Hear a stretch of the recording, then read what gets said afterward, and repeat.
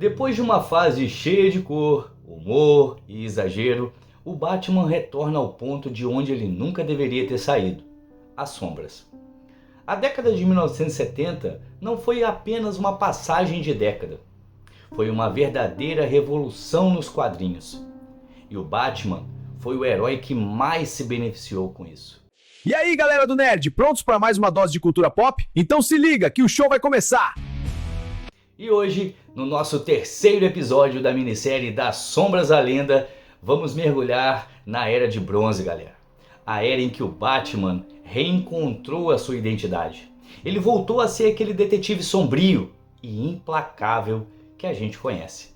Bom, eu sou o Gera, sejam bem-vindos a Geraldo Nerd.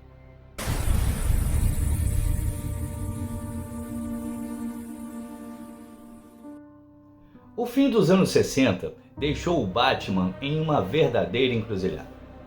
A série de TV de Adam West de 1960 foi um verdadeiro sucesso. Fez do herói um ícone pop, mas ao mesmo tempo fez também que ele se tornasse uma piada ambulante. Os fãs se divertiam, mas os fãs de longa data sabiam que aquele não era o verdadeiro Batman. O tom camp, cheio de trocadilhos, funcionou por um tempo, mas não sobreviveu à chegada dos anos 70. Os leitores estavam mais velhos, a sociedade estava mais cínica e o público queria histórias mais sérias, mais humanas e mais sombrias. E foi nesse momento em que dois nomes mudaram tudo: Dennis O'Neil e Neal Adams.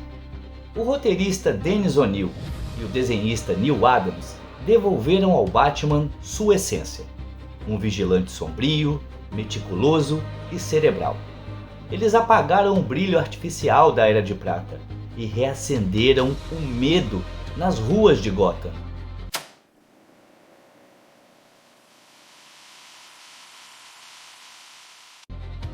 Bom, então bora falar um pouquinho sobre o Batman. Sim, exatamente. Assim, né, o Batman, desde quando ele surgiu até hoje, ele teve diversas mudanças, né, digamos assim, algumas sutis, algumas outras mais pesadas, e acredito que ele sempre esteve em alta. Até hoje em dia, se você vê os analytics de vendas das HQs do Batman, está muito, muito em alta, tá? É bizarramente alto, assim, tá incrível. E trazer um pouquinho da era do Neal Adams. Sim, o Neal Adams, um cara que revolucionou aí, né, trouxe o Batman de volta para as sombras, digamos assim. Muita gente não gosta do estilo do Neal Adams, né? Se o leitor hoje, se for pegar um ônibus ou pegar alguma HQ do Neal Adams, vai talvez achar até um pouco datado, né? Fala, putz, década de 70. Mas o cara que realmente curte, ele vai olhar e falar, é diferente, mas de hoje em dia, mais o cara vai gostar demais, vai achar incrível. Mas aí, o que o Neal Adams ele trazia de tão diferente, né? Primeiro ali ele trazia a anatomia. Antes os heróis pareciam bonecos de borracha, e o Adams trouxe um realismo visceral. O Batman dele era atleta, era olímpico, ele era musculoso, alto e tinha expressões faciais que transmitiam dor e a determinação. O legal é que ele alonga a capa do Batman, ele transforma ele em algo quase vivo, que se fundia ali com as sombras de Gotham. E na época a gente tem na roteirização, é claro, o Dennis O'Neil. Ele foi fundamental, né? Com sua visão afiada, ele tirou o Batman da Batcaverna tecnológica e colocou ele nas ruas de Gotham. Mais suja e mais perigosa, as histórias se tornaram labirintos de crimes reais. Isso era muito, muito fascinante. E é claro, de dilemas morais, onde o Batman era um detetive implacável, um homem lutando contra o mal em uma cidade podre. Foi nessa época que o Coringa foi reimaginado, deixando de ser um palhaço brincalhão para se tornar o maníaco assassino que conhecemos. E ele foi responsável também pelos vilões épicos, né, Ra's al Ghul, elevando ainda mais os níveis de ameaça do Batman e a complexidade narrativa dessas histórias na época.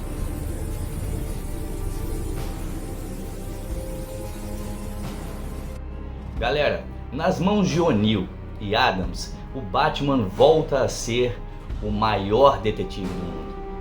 As histórias se tornaram mais urbanas, os vilões mais cruéis e os temas voltaram a ser mais adultos.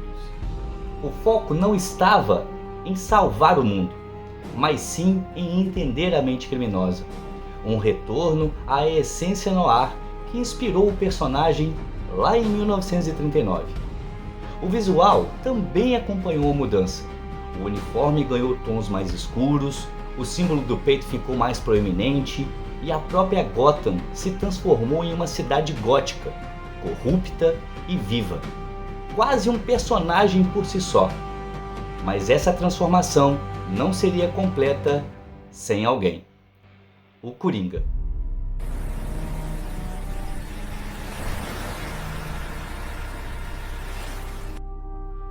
Galera, durante a Era de Prata, o Coringa ele se tornou um palhaço inofensivo, um vilão cômico. Ele roubava bancos e fugia em balões coloridos. Mas O'Neill e Adams tinham outros planos. Em The Joker's Five-Away Revenge, o Coringa voltou a ser um assassino psicopata, imprevisível e aterrorizante. Pela primeira vez em décadas, o público sentiu medo dele novamente. Essa história, pessoal, redefiniu completamente o personagem. Marcou o início de uma relação moderna entre o Batman e o Coringa. Duas forças completamente opostas e inseparáveis, representando assim a ordem e o caos, em equilíbrio mortal.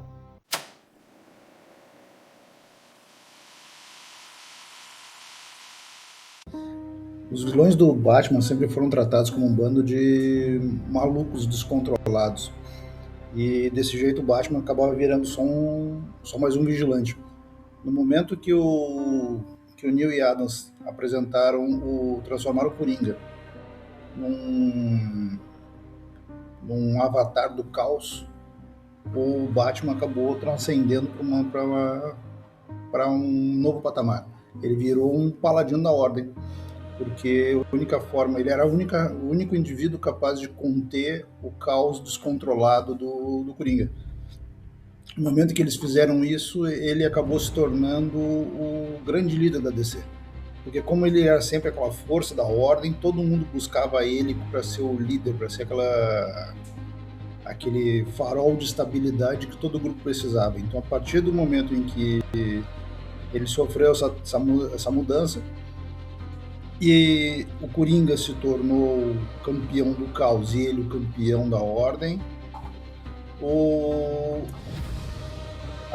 essa dualidade fez com que o Batman não parasse de ascender como um personagem épico, coisa que até esse momento ele ainda não era. Então, para mim, o Neil e Adams fizeram um divisor de águas bem interessante, levando ele a um patamar de um grande líder da DC.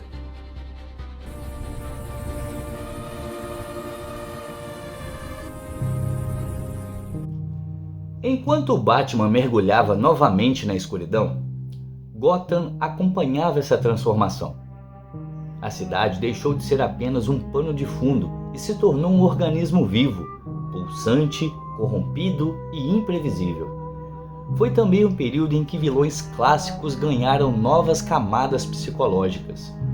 O Charada passou a ser retratado como um obsessivo compulsivo por enigmas. O Pinguim deixou de ser uma caricatura e se tornou um criminoso mafioso sofisticado. Tudo isso reforçava o tom mais maduro e psicológico que definiria a Era de Bronze. E no meio dessa reformulação surgiram novos nomes que ajudaram a elevar ainda mais o Cavaleiro das Trevas. E não foi só com O'Neill e Adams que o Batman sofreu transformações. Nos anos finais de 1970, a dupla Steve Englehart e Marshall Rogers assumiram a Detective Comics e levaram o Batman a um novo patamar. Eles criaram tramas mais complexas, visuais cinematográficos e um clima noir elegante que influenciaria gerações. As histórias dessa dupla, como The Longing Fish, são verdadeiras obras-primas do terror psicológico, explorando os limites da sanidade, tanto dos vilões quanto do próprio Bruce Wayne. Essa abordagem consolidou o Batman como um personagem de complexidade adulta, um homem dividido entre o dever, o trauma e a obsessão pela justiça.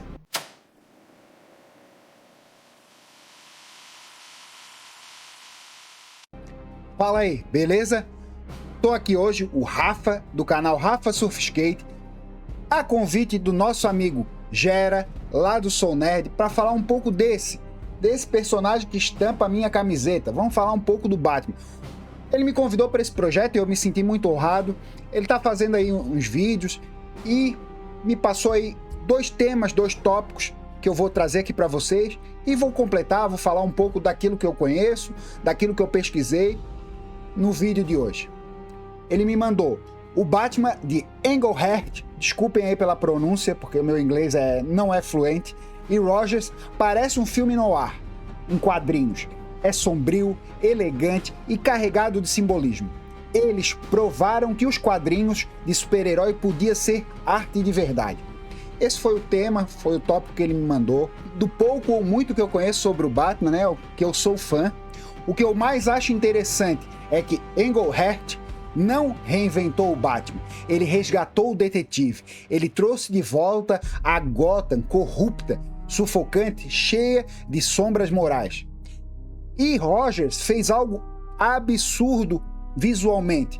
Ele desenhava a cidade de Gotham como se fosse arquitetura expressionista, cheia de ângulos impossíveis. Gotham virou um personagem dentro da história.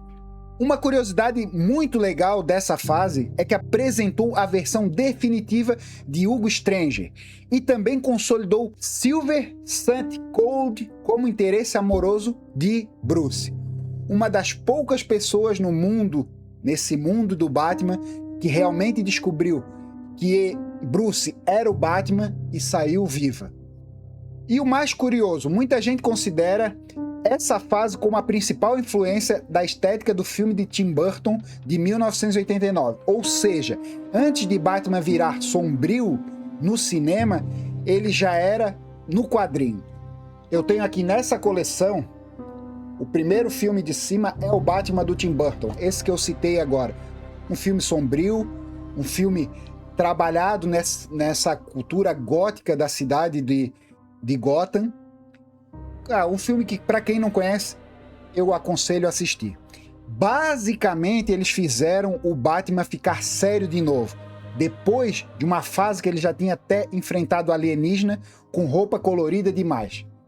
Esse foi a transição e a colaboração de Steve Englehart e Marshall Rogers para o Batman.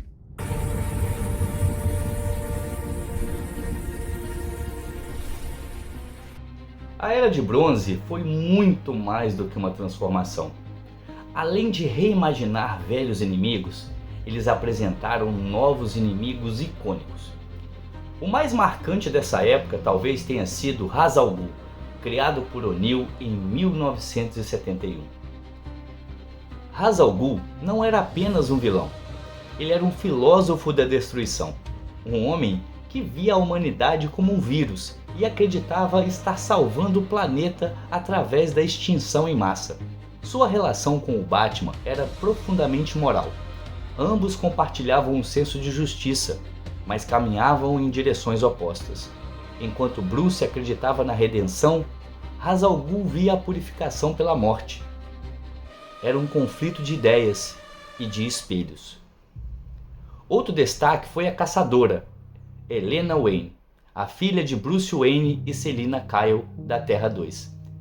Ela apresentava uma nova geração de heróis, mais independentes e mais humanos, algo que refletia a mudança cultural dos anos 70, marcada pelo crescimento do feminismo e das vozes individuais.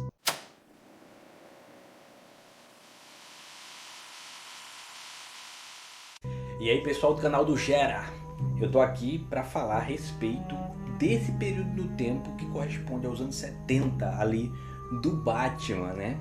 Eu sou o Matheus de Sindicato da Lacrate e já vou logo adiantando que esse período é decisivo para esse personagem. É o que basicamente marcou o personagem que a gente tem hoje e que salvou para sempre essa figura tão amada, tão querida, que é o Batman, né? A gente tem ali uma espécie de, vamos dizer, progressão para o passado, né?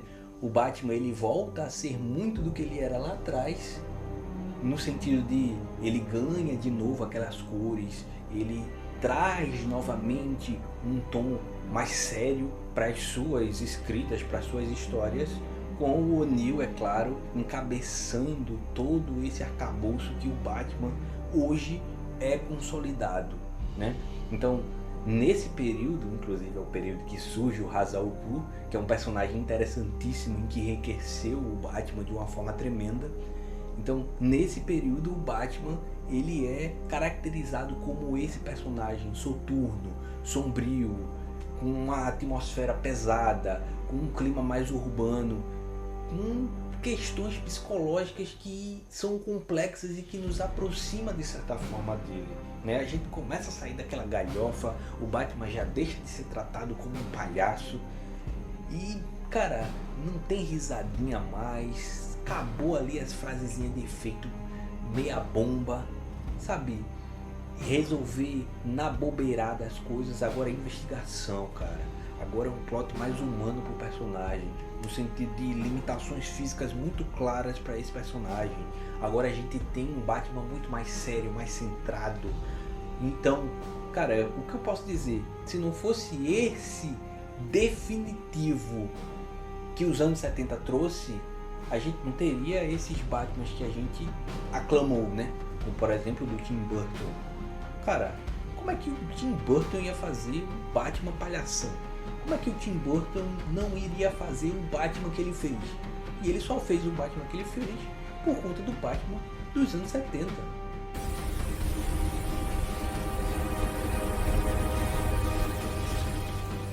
Os anos 70 foram tempos turbulentos. Guerra do Vietnã, Watergate, desilusão política, crise urbana. O mundo real estava sombrio. E os quadrinhos dessa época começaram a refletir isso.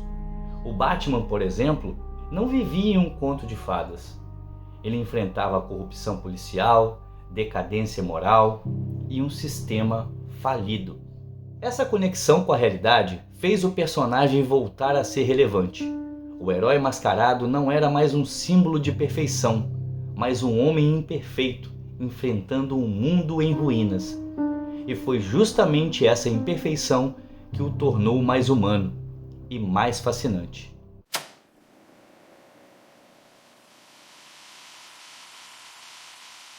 E é claro que o Neal Adams ele acaba influenciando toda uma geração que chegou depois dele, né? Tivemos vários desenhistas, como Jim Aparo, que seguiu para uma linha mais realista, sombria, Dick Giordano, seu grande parceiro, né, e arte finalista, que ajudaram a consolidar esse novo padrão de excelência da DC nos anos 70. O público da época, que já estava cansado da estética infantilizada, abraçou essa visão realista e moralmente complexa. Bom, e era um passo muito importante que as pessoas precisavam para levar os quadrinhos mais a sério. E é isso, você que não leu, você que tem ali, né, pessoas até mais novas que não leram essa fase do Batman, essa fase do Neal Adams, pegue pra ler, cumpre, que você não vai se arrepender, que é sensacional. O legal é que o Batman do Neal Adams, ele não evolui sozinho, evoluiu com a sociedade. Nos anos 70 foram marcadas, né, os anos 70 no caso, foram marcadas por desilusões políticas e tensões sociais, e o Batman refletia esse mundo mais cinzento. Ele era um homem tentando enfrentar o mal em uma cidade podre. Um herói que não tinha superpoderes, mas que tinha vontade inabalável. Neal Adams entendeu o que tornava o Batman único. Ele era um super-herói humano, ele tinha uma visão que reconectava com o público, com o personagem. Ele definiu tudo o que nós amamos sobre o Batman até hoje.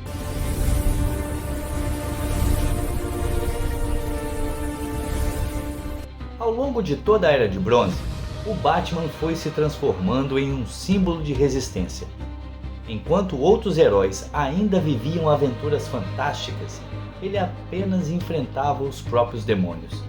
As vendas das revistas Batman e Detective Comics voltaram a crescer e o personagem reconquistou o respeito da crítica e dos leitores.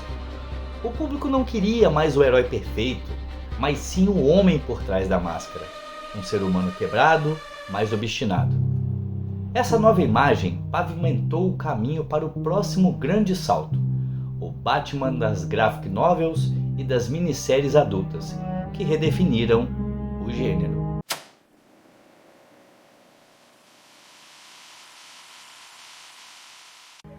A Era de Bronze marca aquele ponto de transcendência onde o Batman deixa de ser aquele personagem colorido que andava por aí de capa durante a noite combatendo vilões exóticos, para ser aquele personagem que tu acredita que tu pode encontrar num beco escuro, porque ele mostra situações reais, mostra os questionamentos da própria sanidade, à medida em que ele tenta lutar para se manter como uma força de ordem, enquanto o caos domina Gotham, principalmente através do caos crescente do Coringa. Essa transcendência que forjou o caminho do Batman de hoje em dia, aquele verdadeiro campeão que todos respeitam e veneram.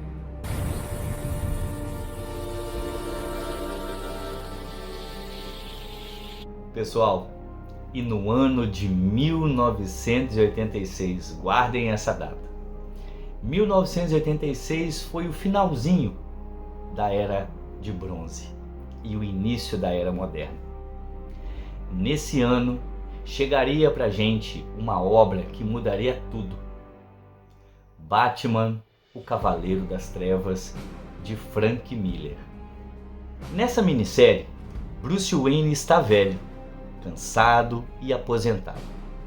Gotham é uma cidade distópica, dominada pela violência. Mas quando o caos toma conta, ele decide voltar. E o mundo inteiro percebe que o mito nunca morre. O Cavaleiro das Trevas redefiniu o gênero de super-heróis e mostrou o Batman como um símbolo de força moral e tragédia pessoal.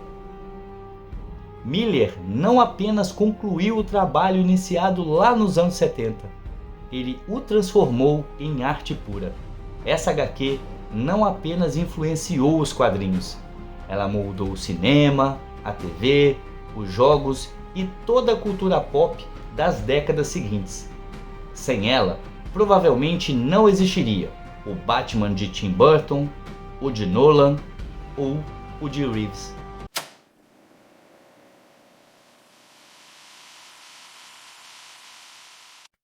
O segundo tópico que o Gera me mandou foi sobre o Cavaleiro das Trevas, a obra de Frank Miller.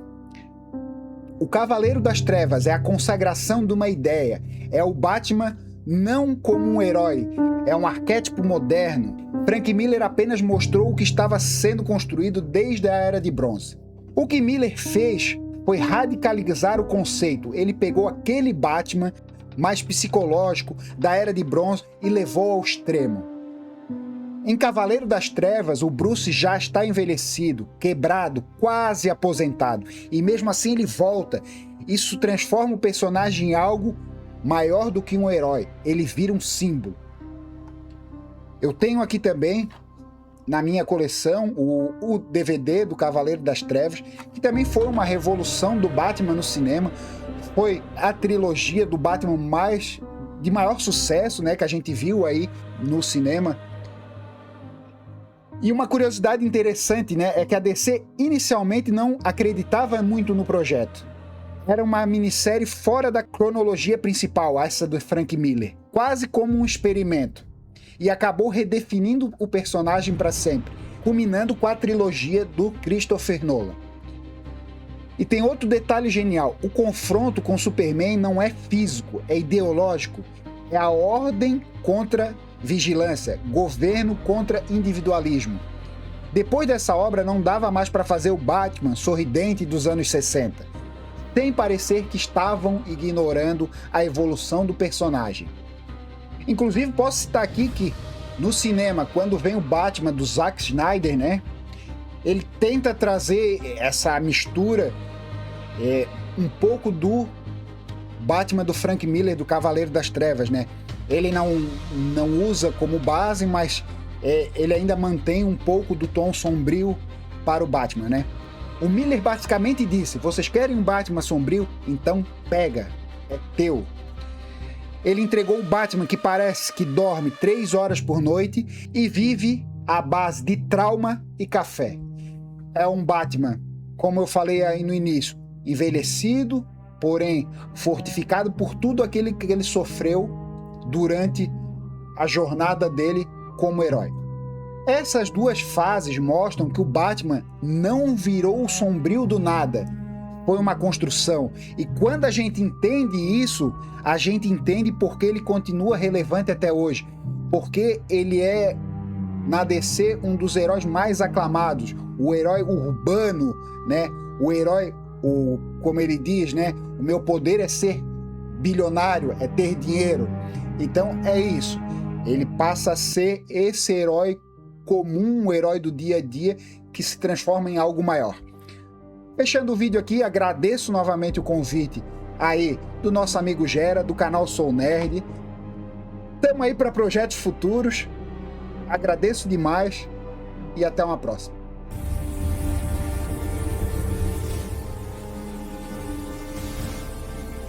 Curiosamente, durante toda essa revolução nos quadrinhos, o cinema e a TV permaneceram em silêncio. Nenhum grande filme do Batman foi produzido entre o fim da série de 1966 e o final da Era de Bronze. Hollywood meio que ainda via o herói como uma figura cômica demais para ser levada a sério. Mas nos bastidores, algo estava mudando. A visão sombria dos quadrinhos começou a despertar o interesse de produtores e diretores. O público, meus amigos, estava preparado. A imagem do Batman sorridente havia morrido, e das sombras nascia um mito moderno.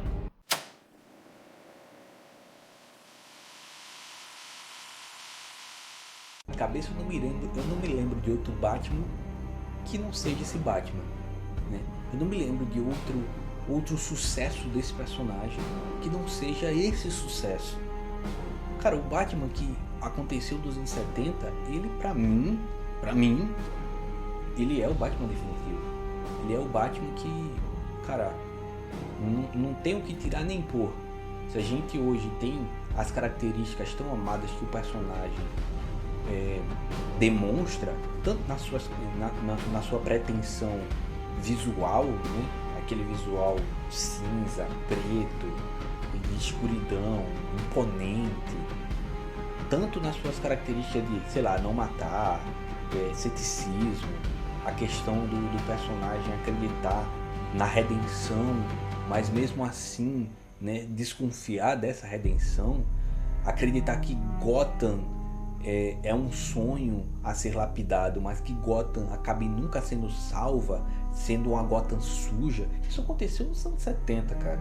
Isso aconteceu nos anos 70. Então, esse período, ele é definitivo, ele é importantíssimo pro personagem. Ele é importantíssimo pro personagem.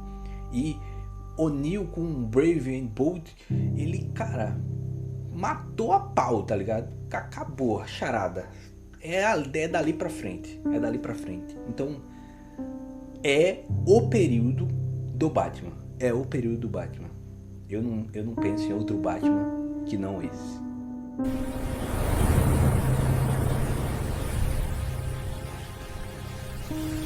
A Era de Bronze foi o renascimento do Cavaleiro das Trevas. Um período de experimentação, coragem e redescoberta.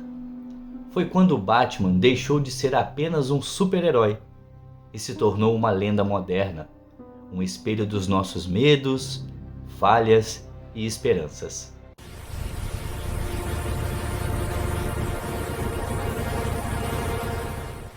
Pessoal, queria fazer uma pergunta para vocês. Qual história desse período mais marcou vocês? O retorno do Coringa? O aparecimento de Ra's al Ghul? Ou o caminho até o Cavaleiro das Trevas? Deixem aí nos comentários, eu quero saber qual história desse período mais te marcou. Galera, tem sido muito legal fazer esse vídeo para vocês, fazer essa minissérie. Tem dado trabalho, mas está muito legal. Agradeço a todos vocês que estão acompanhando. Se você está chegando aqui de primeira, assista aqui, ó, os outros 2 episódios que tá muito legal. A gente fala da origem e da Era de Ouro, falamos da Era de Prata e hoje estamos falando da Era de Bronze. E no próximo vídeo, pessoal, o próximo vídeo é o encerramento dessa minissérie. um vídeo muito especial com muitas participações. Eu estou ansioso já para trazer para vocês. Então se inscreva, deixe o seu like, ajude esse pequeno canal a crescer. Valeu, galera, eu sou o Gera e vocês estão no A Geral do Nerd. Até a próxima, valeu e fui.